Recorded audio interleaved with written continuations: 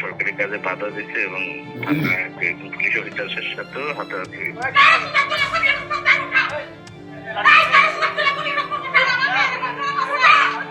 মা আর মেয়ে থানার মধ্যে ঢুকছিল।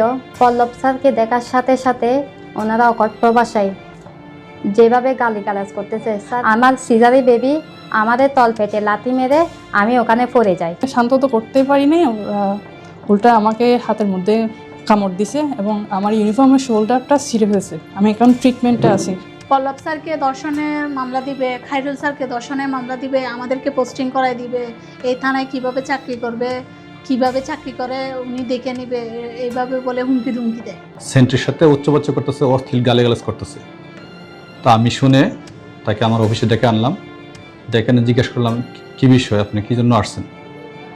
তো সে বলল আমার একটা মামলা আছে পল্লব স্যারের কাছে, পল্লব স্যার আমার পক্ষে রিপোর্ট দিচ্ছে না। তো কী মামলা? তাকে জিজ্ঞেস করলাম।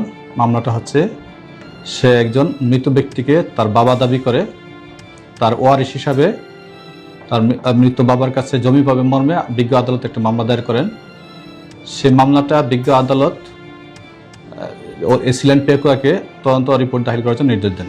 এস এ পল্লব বরাবরই অনেকে বলেছেন যে আপনার ওয়ারিশ সনদপত্র সংগ্রহ করে জমা দেন এবং আপনার জন্ম নিবন্ধন বা জন্ম তারিখ বা স্কুলের কোনো সার্টিফিকেট আছে কিনা আপনি জমা দেন।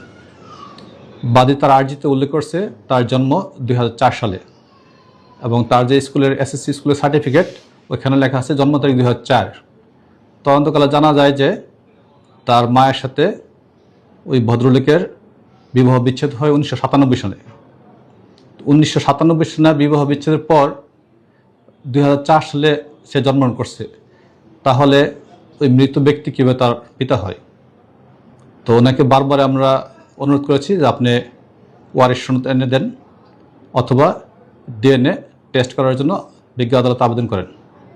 উনি সেটা না করে আমাকে এবং আমার এসআই তদন্ত কর্মকর্তাকে বারবার উত্ত্যক্ত করত, মোবাইল ফোনে বিভিন্ন হুমকি দিত, অশ্লীল ভাষায় গালিগালাজ করত। বিষয়টি তাৎক্ষণিক আমি আমার ঊর্ধ্বতন কর্তৃপক্ষকে জানাই এবং উপজেলা নির্বাহী অফিসার মহোদয়কে ফোনে জানাই। সরকারি ডিউটিরত পুলিশ সদস্যকে আহত করছে, ডিউটিরত অবস্থায় সরকারের কাজে বাধা হিসেবে তাকে 1 মাসের সাজা প্রদান করেন। সে আমাদেরকে পুলিশকে ভিকটিম বানাচ্ছে এবং আমাদেরকে অপবাদ দিয়ে আমাদেরকে বিভিন্নভাবে হুমকি দিচ্ছে।